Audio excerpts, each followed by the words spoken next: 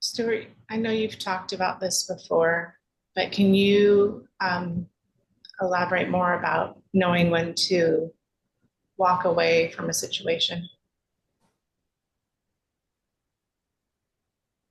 Well, the best answer to that is when a situation is no longer aiding you in your growth. Now, there are positive situations, and we all need to receive positive energy from other people. It helps us to grow.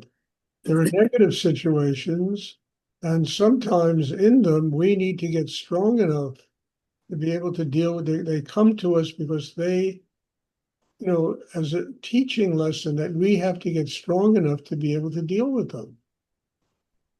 And once you can manage that and a person continues with their negativity and it no longer bothers you, you're no longer upset by it, understand you have built a system inside that's strong enough to deal with it, you can walk away.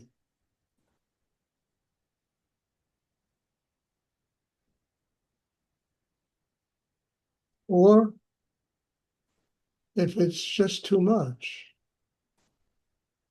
understand if the people in your life are, you know, maliciously negative and angry all the time and judging you all the time and upsetting you like that all the time, then you can walk away. You don't have to be involved.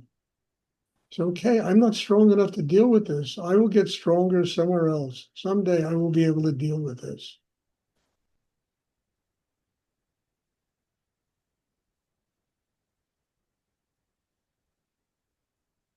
But to me, negativity is just a teacher. Pressure. People run away from situations that have pressure, make demands on them, necessitate, frankly, that they have to grow up and really be capable of dealing with the world. People run away from this, they hide from it.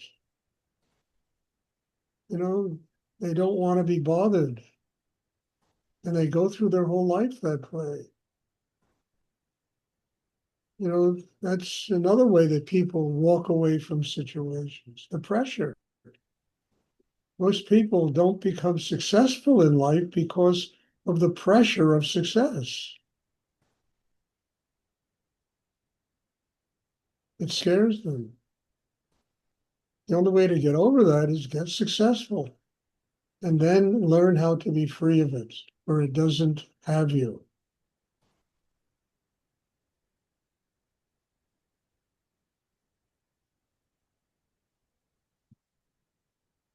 So there are all kinds of reasons why people walk or run away from situations.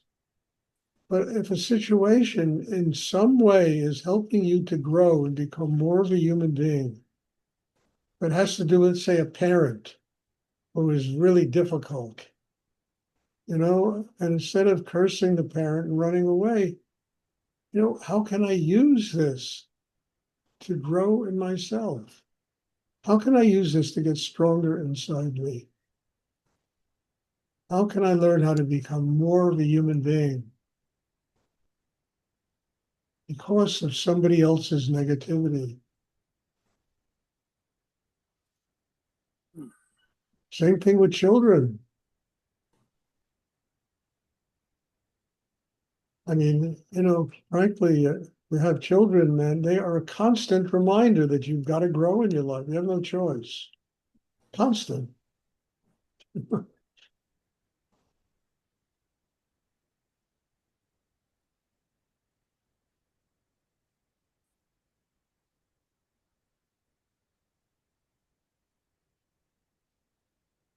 So that, I don't know.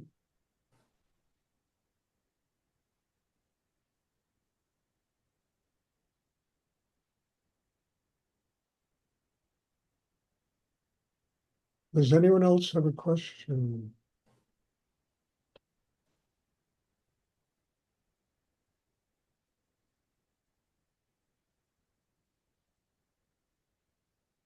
This is very important because people so often just run away from life. They hide in these manufactured wounds that they live in, that protect them, they think, against life, but they really don't.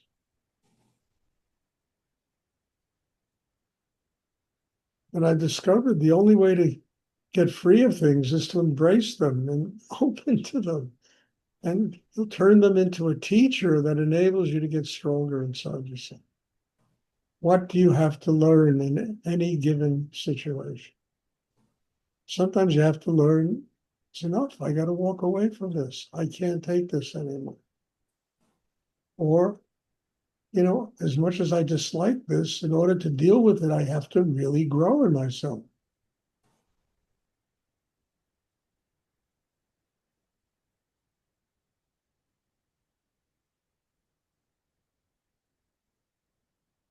And you've got to realize that anything that could happen to us in our karma, in the life that we live, is really minor league compared to wanting a spiritual life. The single most difficult thing probably in the world is to have a spiritual life. Because in order to do it, you have to transform yourself inside and really grow. You can't run away from it. And it will teach you about everything you have to learn in order to finally get free of your karma.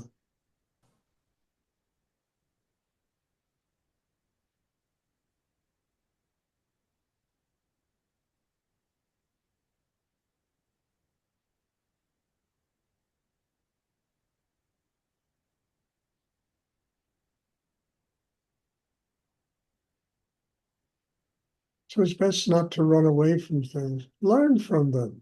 Learn what to do, what not to do, how you want to live, how you don't want to live. Learn from them. And the time will come that there'll be a choice. Do I want to continue with this? Or have I really gotten have I learned what I'm here to learn? And I can walk away.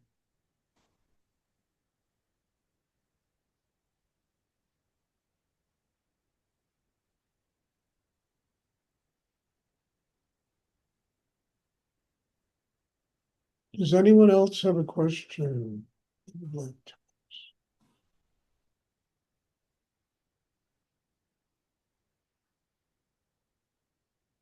you got to realize a diamond, right? A diamond is what? The product of 50,000 years of the Earth's pressure. It creates a diamond.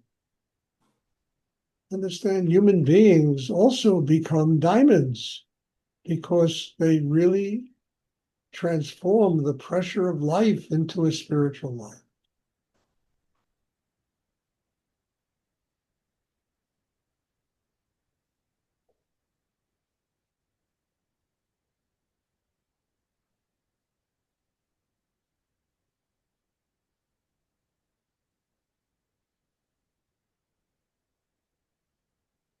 Stuart, I have a question, Bob Sink.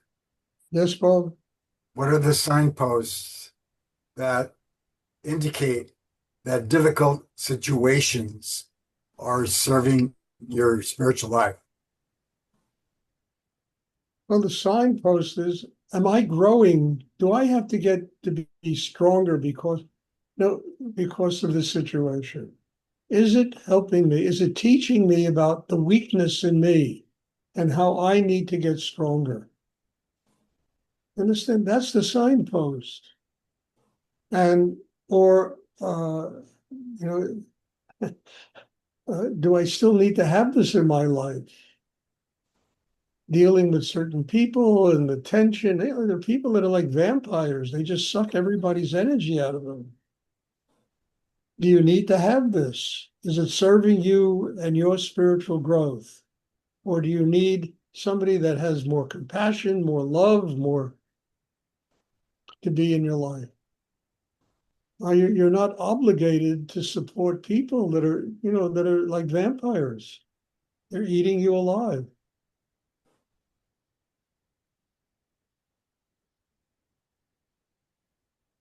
I mean, those are the signposts, Paul. I mean, and look, we've all had things like that in our life. I mean, look, I learned how to live under pressure because of Rudy. First, I spent a lot of time around him and I saw the kind of pressure that he lived his life under. And it really changed me. Because when I was younger, before I met Rudy, I would make a little money and I was off to Europe and Africa and traveling and hitchhiking and, you know, and after I met him, I said, no, you've got to build roots. You've got to build foundation, get stronger in yourself so that you don't spend your life running away from the pressures of life, which made taking on, I mean, like in Denton, Texas, like boot camp, that place. It was like boot camp, taking on outrageous situations and then learning how to deal with the pressure and using the pressure to get closer to my spiritual life. Because that was the only place I could get the energy to deal with it. And then the pressure became something incredible. It became like becoming a diamond with the pressure of the earth on you, the pressure of life on you.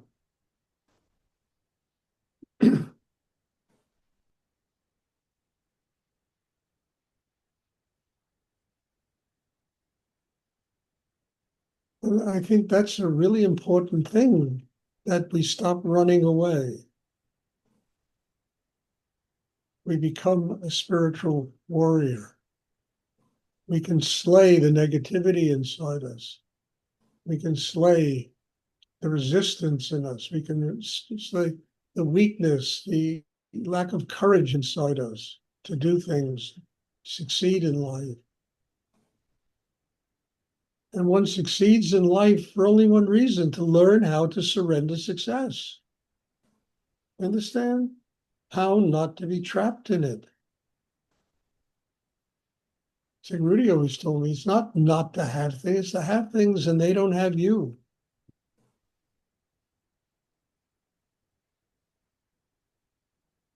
I mean, I found that out today. Went to see an old friend of mine. I need to go back into business a little bit. So I went to see an old friend of mine and I gave him, I don't know, half a dozen, objects that I really like. But it shows me, am I free of them? No, I need to move forward in a certain area of my life.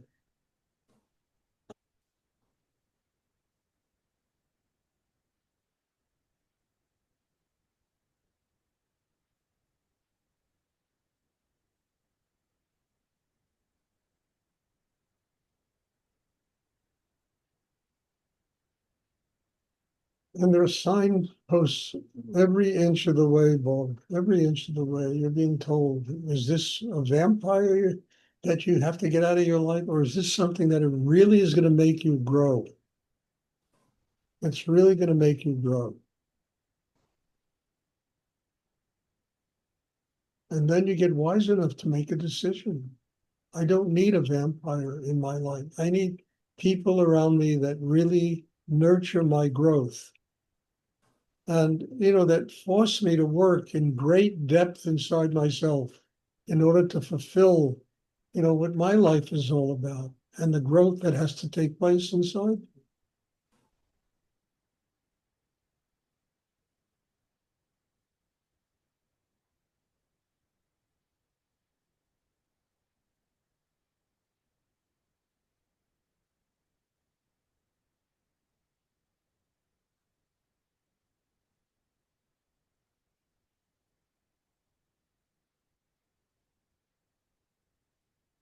Thank you, Stuart. You're welcome. Pressure is really healthy if you use it, to build your inner life, your spiritual life. Economic pressure is really healthy if you use it consciously. Relationship pressure is really healthy if you use it consciously.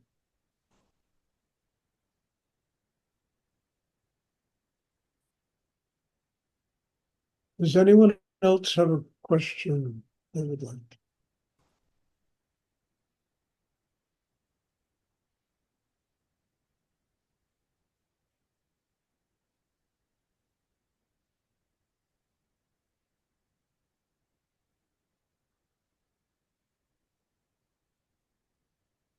Okay, if there are no more questions, thank you. God bless you all. Thank you. There'll be a meditation tomorrow. Also, I'll be having a meditation here in person on Saturday. So if you want to fly in from Brazil, you're welcome. I mean, whoever happens to be in the neighborhood is welcome to come. We're going to have it's at 6 o'clock in the evening, my time. We're going to have a meditation.